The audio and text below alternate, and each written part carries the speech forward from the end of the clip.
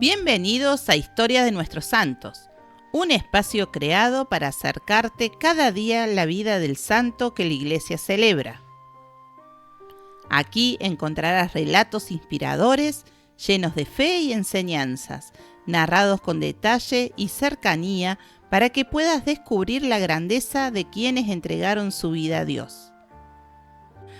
Además, este camino lo compartimos con Donna y Lorenzo, para que puedas escucharlas y meditar en cualquier momento y lugar. Suscríbete a nuestro canal para no perderte el contenido diario. Activa la campanita de notificaciones y ayúdanos a crecer compartiendo nuestros videos con tus familiares y amigos. Porque conocer la vida de los santos es descubrir que la santidad también es posible para nosotros. Hubo una mujer que caminó entre las sombras del siglo XVI, pero su alma ardía con una luz que ninguna oscuridad pudo apagar. Una mujer frágil en cuerpo, pero invencible en espíritu. Entre los muros de un convento y las llamas de la oración, escuchó la voz de Dios tan claramente que su vida se convirtió en fuego. Fundó conventos, desafió a reyes y teólogos y abrió caminos nuevos en el corazón de la Iglesia. Su fe no fue tranquila ni fácil. Fue una batalla, una entrega, un amor que consumía. Hoy su nombre resuena como el de una de las más grandes místicas de todos los tiempos. Pero detrás de su santidad hay una historia humana, llena de luchas, dudas, lágrimas y visiones celestiales. Acompáñame a descubrir la vida de aquella mujer que un día dijo: «Solo Dios basta». Bienvenidas y bienvenidos a esta exploración en profundidad. Hoy nos metemos de lleno con una figura, una figura fascinante, Santa Teresa de Jesús, o Santa Teresa de Ávila, claro. Y para entenderla bien tenemos fuentes interesantes. Por un lado, un artículo académico de Hispania Sacra, que se fija mucho en cómo expresaba sus sentimientos sobre todo, en sus cartas. Y por otro, pues la biografía de Wikipedia, que siempre viene bien para tener ese contexto más amplio de su vida, de su época. Nuestra idea hoy no es tanto repasar la vida de la mística, la reformadora, eso ya se conoce más. Queremos ir un poquito más allá. Buscamos a la Teresa más humana, la que quizás sorprende. Vamos a explorar su sentido del humor, que lo tenía, y vaya si lo tenía, y también su ternura. Dos cosas que, la verdad, chocaban bastante en el siglo XVI español, tan rígido, y que vemos sobre todo en sus escritos más personales. Así que, vale, vamos a desgranar esto. ¿Cómo era de verdad esta mujer detrás de la figura de la santa? Pues mira, es fundamental entender que sus cartas son como una mirilla a esa Teresa más íntima. Se conservan casi 500, y eso que se cree que escribió miles. En ellas habla con una libertad que, claro, no siempre se permitía en sus libros más doctrinales, que estaban más expuestos a la censura. Son un tesoro, la verdad, y hay que ponerse en situación. Siglo XVI, España. Una época de mucho fervor religioso, sí, pero también de un rigor tremendo. Ciertas emociones, como reírse así espontáneamente o mostrar mucho cariño abiertamente, pues como que no encajaban bien con el ideal de santidad que se estaba imponiendo. Sobre todo después de Trento. Empecemos por ahí, por la risa, que hoy nos parece lo más normal del mundo, pero en el siglo XVI, y más en un convento, y siendo mujer, estaba mal visto, ¿no? Como señal de poca seriedad, de ligereza, incluso pecado. Totalmente. De hecho, fíjate, las primeras reglas que la propia Teresa adaptó para sus conventos, que venían de otras órdenes anteriores, llegaban a castigar a las monjas si se reían en el coro.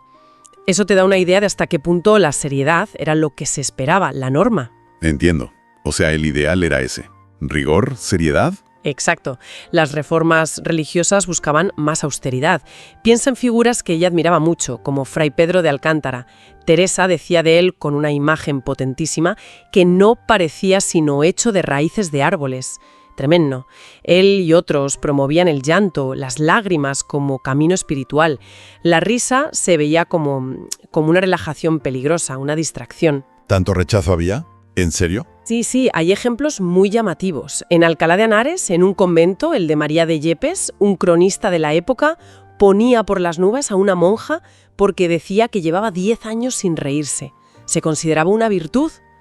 Imagínate, y esto, claro, resalta todavía más lo contracorriente que era Teresa con su actitud. Aquí es donde la cosa se pone de verdad interesante. Porque frente a todo ese ambiente tan serio, tan rígido, nos encontramos a Teresa. Y ella no solo se reía, es que lo contaba en sus escritos. Se reía, por ejemplo, de la vanidad del mundo, de la hipocresía, incluso dentro de la vida religiosa. Escribe cosas como «yo me reía» de lo que veía en el mundo. ¿Qué nos dice eso? Pues muestra una agudeza, una capacidad de observación y crítica muy notable, yo creo. Pero no era solo crítica social, ¿eh? También usaba la risa para quitarle fuerza al miedo, al suyo propio y al de las demás. Es verdad, la anécdota de la fundación de Salamanca. En aquella casa que se caía a trozos con ruidos raros. Esa misma. Ella recuerda años después. Cuando se me acuerda el miedo de mi compañera, me da gana de reír. Convierte una situación que fue de tensión pura en algo casi cómico al recordarlo. Y es fascinante ver cómo se enfrentaba a miedos mucho mayores con esa misma actitud. Incluso el miedo a la Inquisición, ¿no? Que no era ninguna broma, cuando le dicen que cuidado con sus visiones. Su reacción es increíble. A mí me cayó esto en gracia y me hizo reír. Le quita hierro a una amenaza que era muy, muy seria. Y se ríe de sí misma un montón de veces. Escribe que me reía de mí, o en Las Moradas, cuando no le convencen sus propias metáforas, riéndome estoy de estas comparaciones. Y es que llegó a reírse hasta del demonio.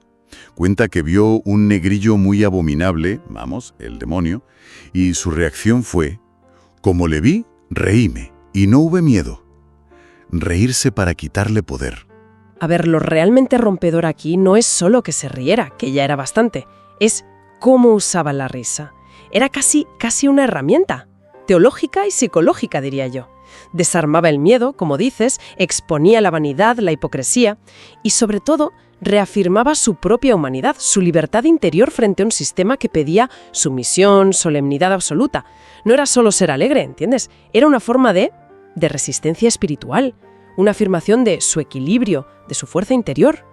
Una herramienta de resistencia, me gusta eso, sí. Y esa habilidad para contar las cosas, para narrar, también se ve en sus cartas, claro. Claro, por ejemplo, cuando cuenta aquella lección de priora tan conflictiva en el convento de la Encarnación, la llama la elección machucada. Era una situación tensísima, con excomuniones, presiones por todos lados, y ella la cuenta con una gracia, con una ironía, que aligera mucho el drama. Y su estilo en general es así. Muy directo, se apoya mucho en imágenes cotidianas, a veces humorísticas, como las famosas lagartijas que compara con los pensamientos que nos distraen al rezar. Ese uso del humor y de lo cotidiano la hacía, increíblemente cercana.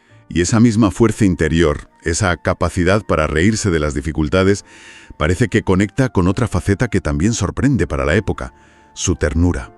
Una ternura muy profunda. Y esto, según el artículo de Hispania Sacra, tampoco era algo que se expresara muy abiertamente en el siglo XVI. Efectivamente, el artículo argumenta que mostrar cariño de forma muy explícita, fuera del círculo familiar más íntimo, y a veces ni eso, pues no era lo habitual socialmente.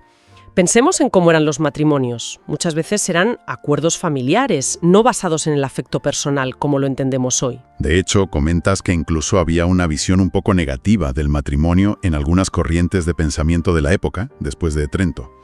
Sí, en esas mentalidades postridentinas se cita, por ejemplo, a un autor de principios del XVIII, Antonio Arbiol, que llegaba a decir que los casados eran, ojo, dignos de compasión.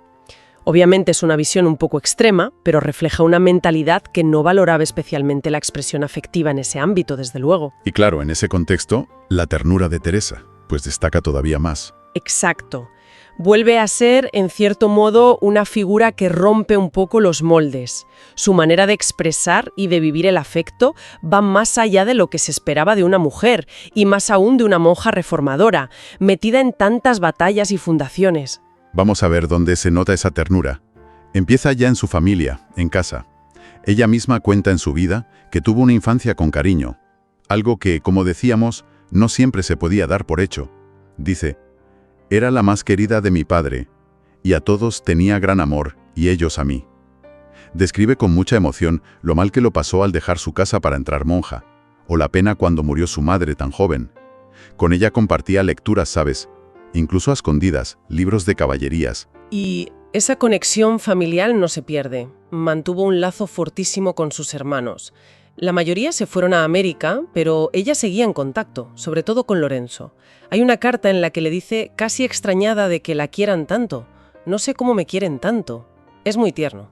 Es interesante recordar aquí, como contexto que da la biografía de Wikipedia, su origen familiar. Su abuelo paterno era judeo-converso, o sea, converso del judaísmo al cristianismo, aunque luego la familia consiguió ser reconocida como hidalga, nobleza menor.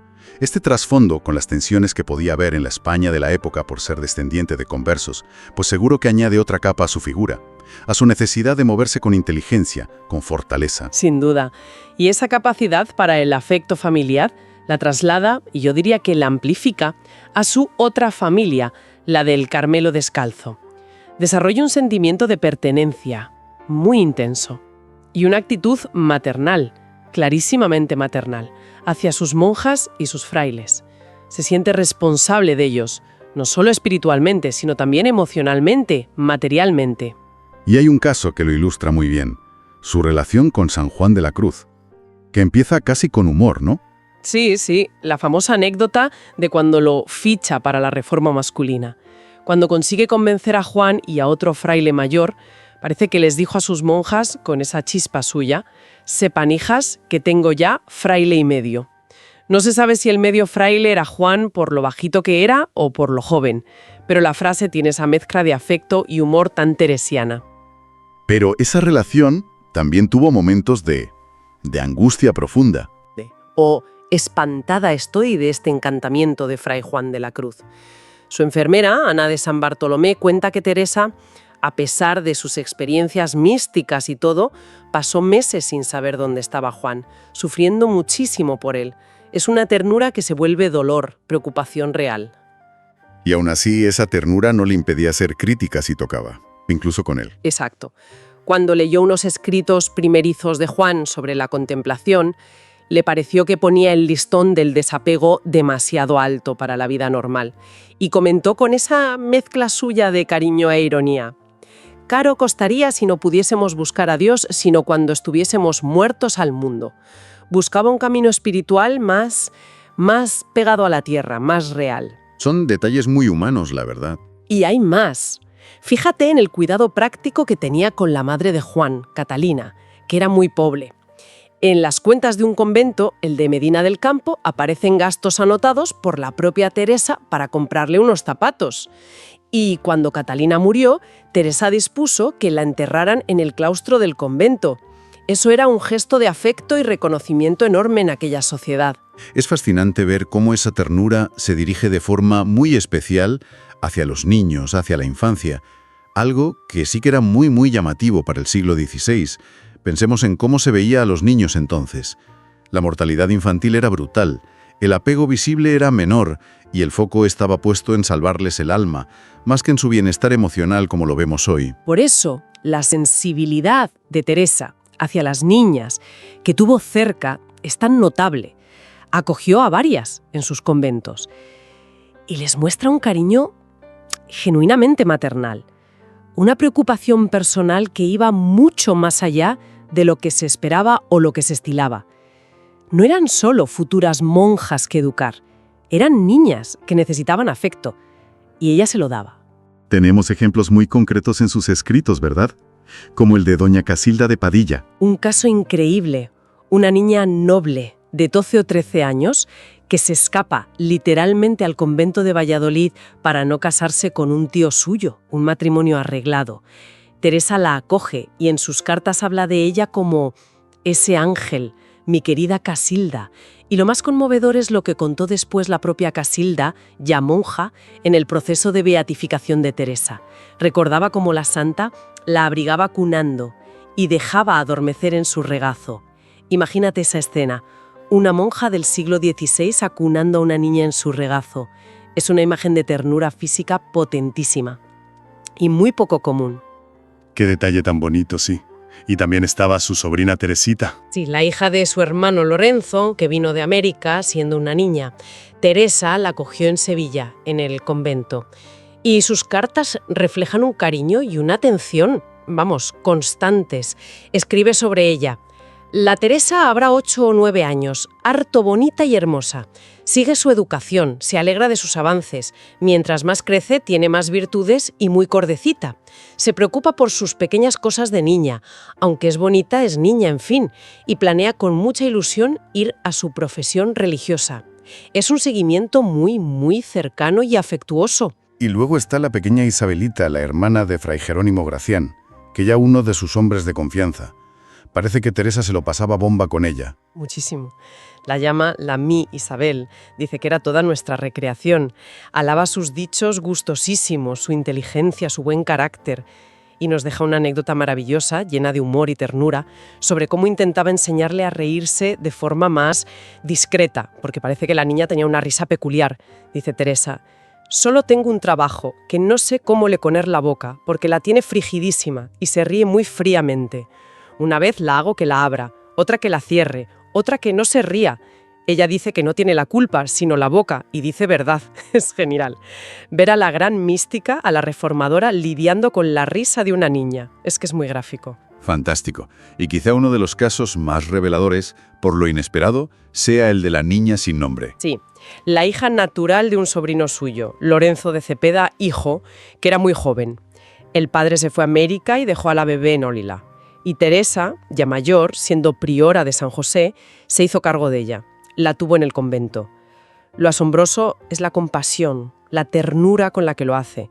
Le escribe al joven padre sin echarle la bronca, nada, algo impensable para la época en un caso así. Y le dice de la niña: «Vide que vio se parece tanto a vuestra merced esta niña, no la puedo dejar de allegar y querer mucho». Y se preocupa activamente por criarla, por asegurarle un futuro económico. Es un ejemplo de empatía y de cariño práctico.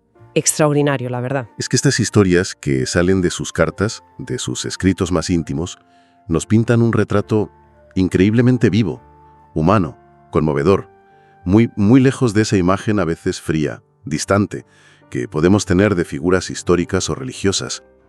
Vemos a una mujer capaz de un afecto profundo, detallista, muy real.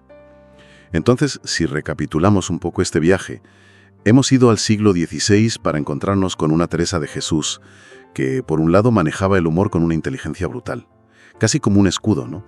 O una herramienta de resistencia frente a lo adverso, a la rigidez, y que al mismo tiempo expresaba una ternura profunda, detallista, maternal, algo excepcional para su contexto. Rompía moldes sociales y religiosos también en eso. Y sus cartas son esa llave, la llave que nos abre la puerta a esta faceta más íntima y quizá, pues sí, más sorprendente. Entonces, ¿qué significa todo esto?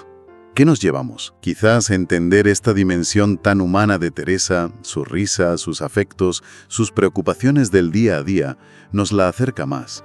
No solo como la figura histórica, la figura religiosa de primera magnitud que fue, sino como una mujer, compleja, fuerte, sensible, tremendamente viva, fascinante en definitiva.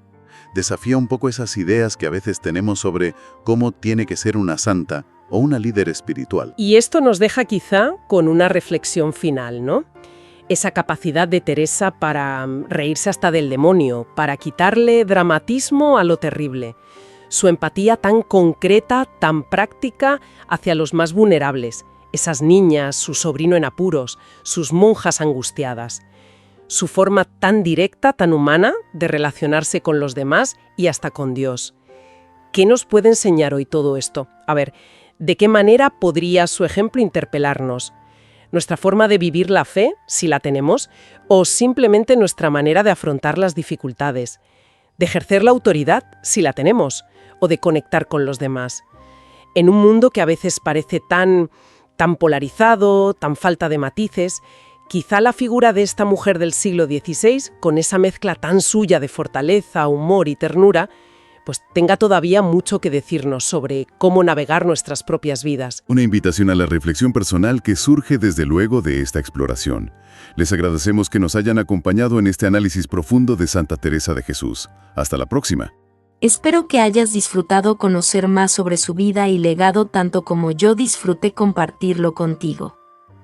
Si te ha gustado este video, no olvides suscribirte a nuestro canal Historias de Nuestros Santos. Es totalmente gratis y tu apoyo nos ayudará a seguir creciendo y trayéndote más historias inspiradoras. Activa la campanita para no perderte ningún video y deja tus comentarios abajo.